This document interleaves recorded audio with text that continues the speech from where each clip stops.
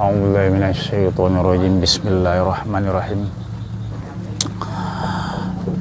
Yurwa anna rajulan ja'a ila ashabi Rasulillah sallallahu alaihi wasallam yastaki ilaihim zaujatahu faqala kullu wahidin fi zalika ma sami'a minan nabi sallallahu alaihi wasallam. Tsumma ba'asu ila zaujatihi bidzalika ma'a Hazifata banil Yaman radhiyallahu anhu. Diriwayatkan seorang lelaki datang kepada sahabat-sahabat Nabi sallallahu alaihi wasallam. Lalu seorang lelaki itu mengadu tentang perihal istrinya. Jadi seorang laki-laki datang kepada sahabat Rasul, dia mengadu tentang perihal istrinya. Lalu setiap sahabat Nabi mengeluarkan pendapat, mengeluarkan perkataan, sesuatu pendapat atau perkataan yang mereka dengar dari Nabi Muhammad SAW. Kemudian setelah mereka keluarkan pendapat mereka yang mereka dengar dari Nabi Muhammad SAW, mereka utus kepada istri laki-laki tadi. Siapa yang mereka utus? Hazifah bin Yaman. Di antara yang didengar oleh sahabat Abu Bakar As-Siddiq radhiyallahu anhu. Sami'tu Rasulullah SAW yaqul. Kata Abu Bakar As-Siddiq, saya mendengar dari Nabi Muhammad SAW bersabda, lau umirtu ahadan ayasjuda li ahadin la amartul mar'ata antasjuda li zaujiha. Kalau saja, kata Nabi, saya diperintahkan untuk menyampaikan kepada seseorang agar seseorang itu sujud kepada orang yang lain, pastilah saya perintahkan seorang istri bahwa ia sujud kepada suaminya. Saya rasa hadis ini jelaskan. Hadis ini menerangkan betapa pentingnya istri itu mengikuti kepada suaminya. Sampai-sampai beliau menyatakan, kalau saja saya diperintahkan untuk seseorang sujud kepada orang lain, maka sepantasnya istri sujud kepada suami. Ini yang didengarkan oleh Abu Bakar Siddiq dari Nabi. Wa qala Umar, dan telah berkata Umar radhiyallahu anhu, sami'tun Nabiy sallallahu alaihi wasallam, saya mendengar Nabi sallallahu alaihi wasallam yaqul, berkata, iya, ayyumam ru'atin rafa'at sautaha fawqa sauti zawjiha la'anaha kullu syai'in tola'at alaihi samsu illa antatuba wa tarji'a. Nah, ini pendapat Umar radhiyallahu anhu yang beliau dengar dari Nabi Muhammad SAW. Perempuan mana saja, istri mana saja, lalu menguatkan suaranya di atas suara suaminya, berarti suara istrinya lebih kuat dari suara suaminya. Apa ancamannya? La'ana kullu syai'in tola'at alaih syamsu illa antatuba wa tarji'u, maka perempuan itu dilaknat. Segala sesuatu yang kena sinar matahari, kecuali ia taubat dan ia kembali. Semua yang kena sinar matahari di alam jagat raya ini, betapa banyak tuh, itu melaknat seorang istri gara-gara suaranya lebih kuat dari suaminya, lebih tinggi suaranya gitu ya.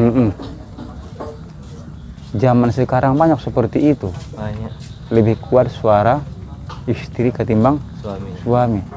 sini kau, katanya. Kasihan tuh, seplay dia terhadap suaminya, layak saja terhadap suaminya. Ini kan menggambarkan ketidaktaksiman dia, ketidakhormatan dia kepada suami, sehingga dia mau menguatkan suaranya daripada suaminya, bahkan menghardik suaminya, menyangka suaminya apa yang disampaikan oleh suaminya itulah baik, bagus. Tuh. Maka semua makhluk yang kena sinar matahari melaknat seorang istri. Kalau bahasa kita mungkin laknat Allah kepadamu, laknat Allah kau, laknat Allah kau. Kalau setiap makhluk menyatakan seperti itu, macam mana itu kira-kira? Begitu banyak makhluk ini. Maka wajar sajalah kalau seorang istri tidak patuh kepada suami, maka tidak diterima ibadah-ibadah sunnahnya, dan dia tidak akan masuk surga. Ikut pula istri, ikut pula suami menentukan istri masuk surga apa tidak. Itulah pentingnya. Gak ada orang yang soleha sekarang lagi boleh dikatakan. Saking sulitnya dah mencari istri yang soleha itu. Sampai seperti itu kita katakan. Gak ada. Penampilan yang elok. Kalau keluar dari rumahnya, cantik, bagus, rapi pakaiannya. Begitu dalam rumahnya, mana pakai yang paling usang, itulah yang pakai. Bau lagi. Padahal seharusnya enggak, dalam rumah dia berhias untuk suaminya. Bila mana dia keluar biasa-biasa saja.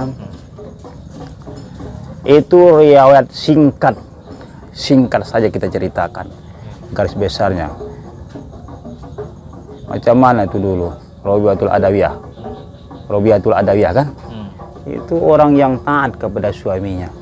Sebelum dia jadi wali, suaminya itu ya sangat-sangat takzim kepadanya. Bahkan kalau kita lihat riwayat, dia tidak pernah tidur sebelum suaminya tidur. Bayangkan dulu. Tidur dulu suaminya, baru tidur dia. Dijaganya suaminya. Bayangkan. Didampingi suaminya dia. Didampingi suaminya. Nanti kalau malam-malam hari ya pakai pakaian yang merangsang suaminya. Dekati suaminya. Macam mana, Bang? Abang ada hajat, Bang? Ada kepingin abang? Enggak.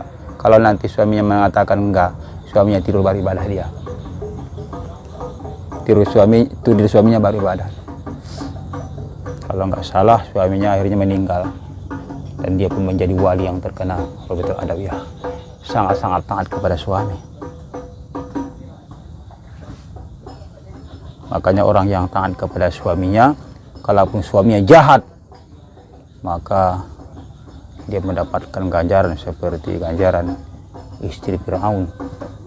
Siapa itu? Istri Fir'aun. Di Asia kan? Asia. Dia itu taat sama suaminya gitu? Iya, walaupun seperti Fir'aun, dia tetap taat walaupun kafir. Ini iktibar, artinya apa?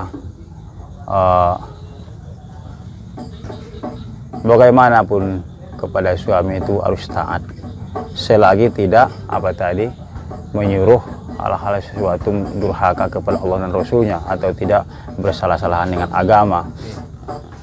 Adapun suami itu jahat atau katakanlah dulu misalnya pemabuk, penjudi, itu nggak urusan kita. Nah, itu sebanyak iktibar yang dikasihkan Allah. Banyak iktibar-iktibar yang ada di dalam kisah Fir'aun dan Siti Aisyah.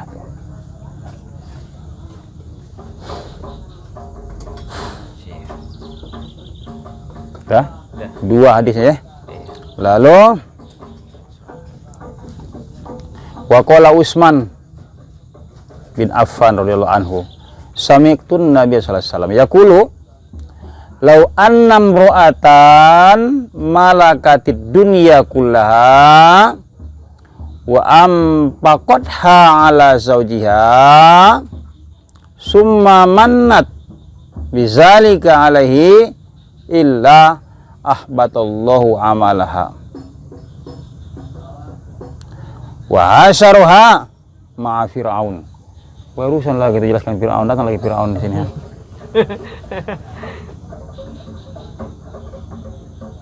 Lalu Utsman pula komenlah, beliau dengarkan dari Nabi ya. Saya mendengar Nabi Muhammad SAW.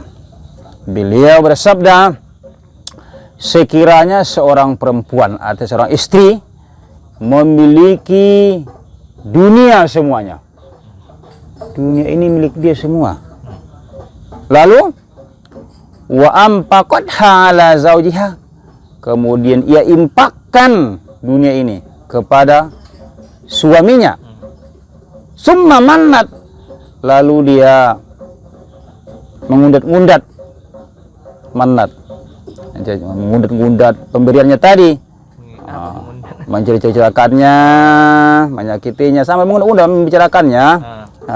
Manat bizalika, dengan demikian itu, lalu apa? Illa ahbatallahu amalaha, Allah menghapuskan amalnya perempuan tadi, lalu Allah giring dia nanti beserta Fir'aun. Sama Fir'aun gitu? Iya, perempuan tuh. Kalau mengungkit-ungkit pemberian, perempuan tuh memberi sama laki-laki tuh. Diungkit-ungkit perempuan. Iya, diungkit-ungkitnya, ceritakannya, di segala macam lah. Pokoknya menyakitkan kepada suami akibat gara-gara pemberinya tadi. Nah, itulah. Maka amal ibadah perempuan itu Allah musnahkan, lalu nanti perempuan itu digiring dengan Fir'aun laknatullah. Ini hadis ini loh, bukan dongeng. Komen siapa? Utsman bin Affan, yang beliau dengar dari Rasulullah SAW. Lagi pula beliau ini sahabat-sahabat yang dijamin masuk surga.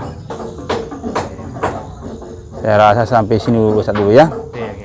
Nanti ada lagi komen-komen para sahabat yang lain masih banyak, tapi kita cukupkan dulu sampai sini saja.